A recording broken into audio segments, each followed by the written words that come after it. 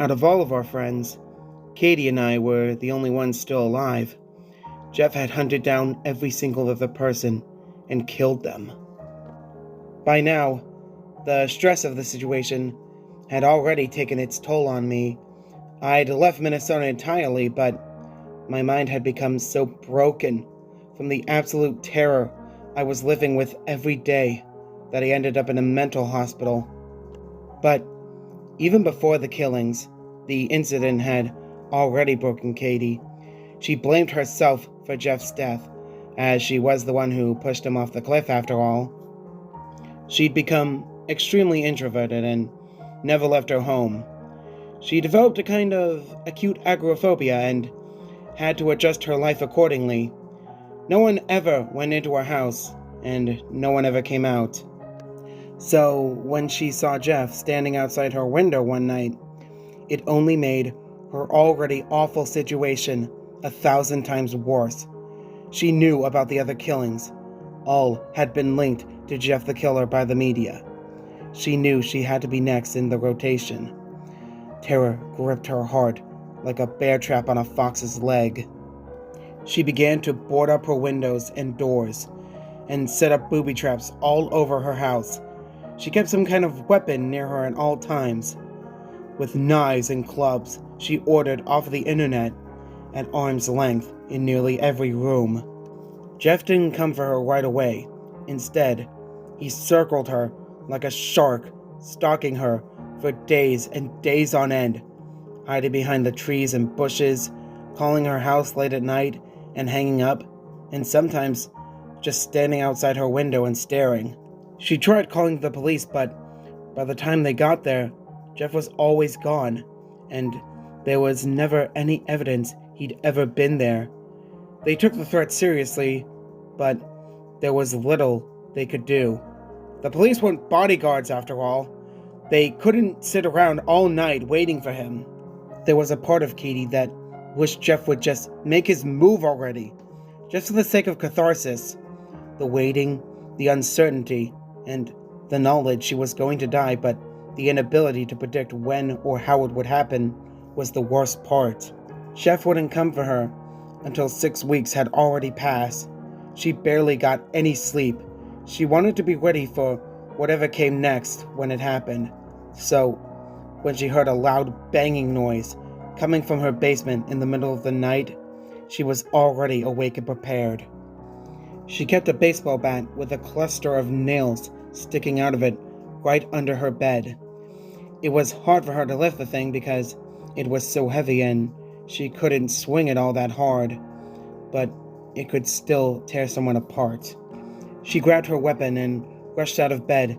Katie wasn't a violent person and she hadn't been in a real fight her whole life, but she wanted this nightmare to end, and she was out of options. She rushed downstairs, determined to face Jeff and put an end to his rampage. As she stood at the top of the basement stairs, Jeff was nowhere to be seen. He was already in her home and he was toying with her.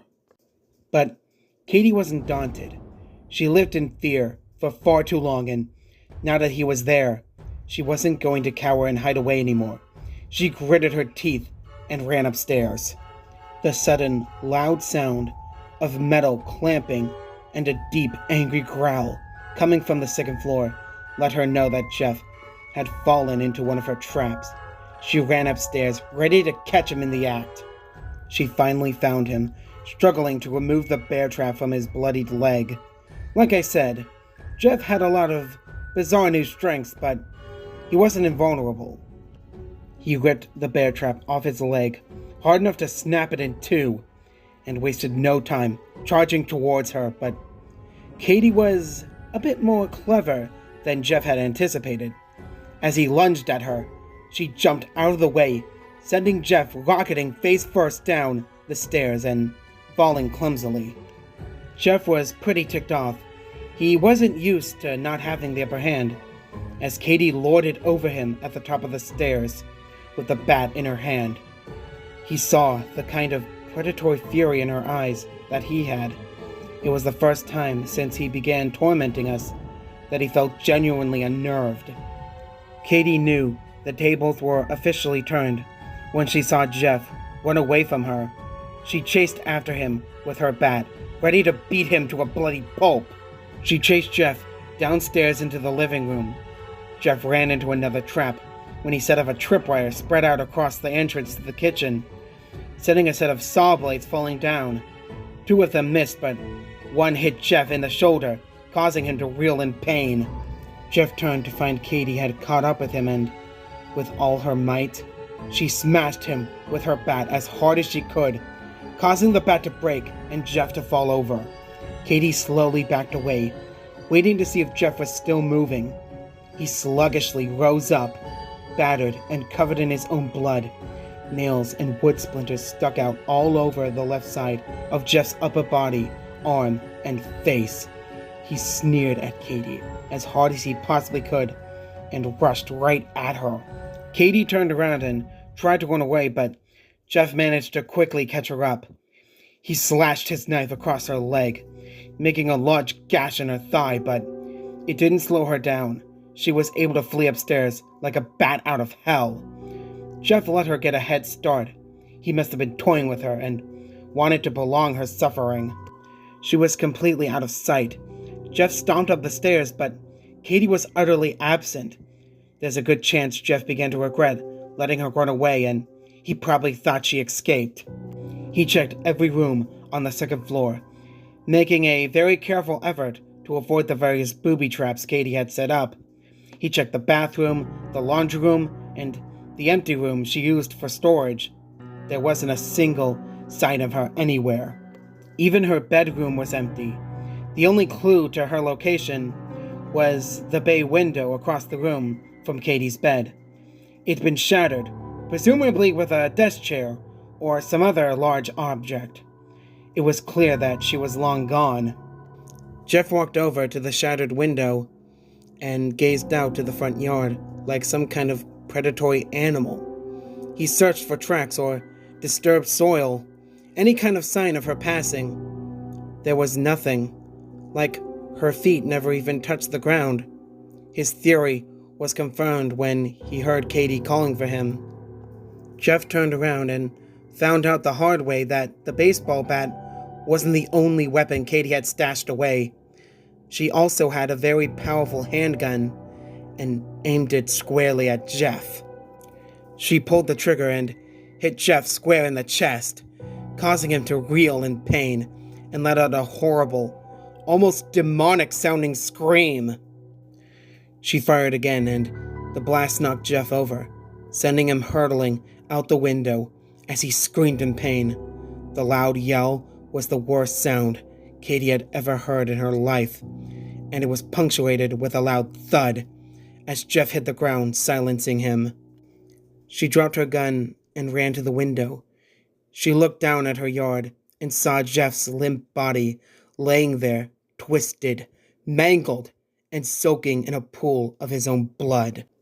It was clear Jeff was dead. It was finally over. She loosened her grip on the gun and let it fall to the ground. She fell to her knees and cried her eyes out. She was filled with so many horrible emotions at once. Guilt, fear, grief, sorrow. Everything washed over her all at once in a terrible climactic crescendo. She couldn't believe she had killed a child. Certainly whatever inquisitive force had brought him to life had long since erased any parts of him that were still human. But it didn't change the way she felt, the way she remembered him. With the horror finally over, it was time to pick up the pieces and live her life once again.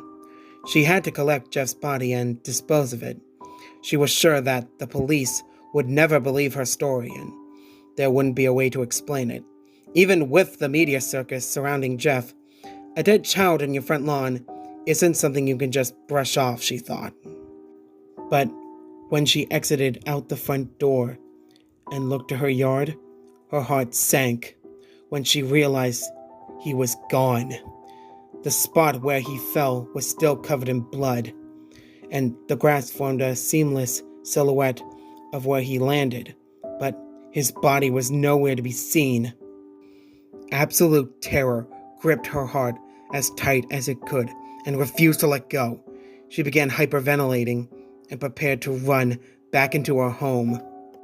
Just as she turned around, she saw Jeff standing a few feet away from her, covered in blood and bruises, looking barely alive. Before she could even move, Jeff lifted his knife and stabbed her in the heart. The pain was instant and sharp. She felt the life drain out of her as her entire body stopped and everything went dark. Jeff pulled his knife out and she fell to the ground. Her death was quick and relatively painless. I guess Jeff wanted her to suffer at first, but with the fight she put up, he couldn't afford to play games with her. It wasn't an easy death, and it wasn't quick, and it certainly wasn't painless. But in fighting to defend herself, Katie's fate was the least gruesome. It lasted about 4 minutes, with her reeling in pain and screaming as she fell to the ground, and Jeff stabbed her a few more times. But it was over once her eyes rolled back in her head.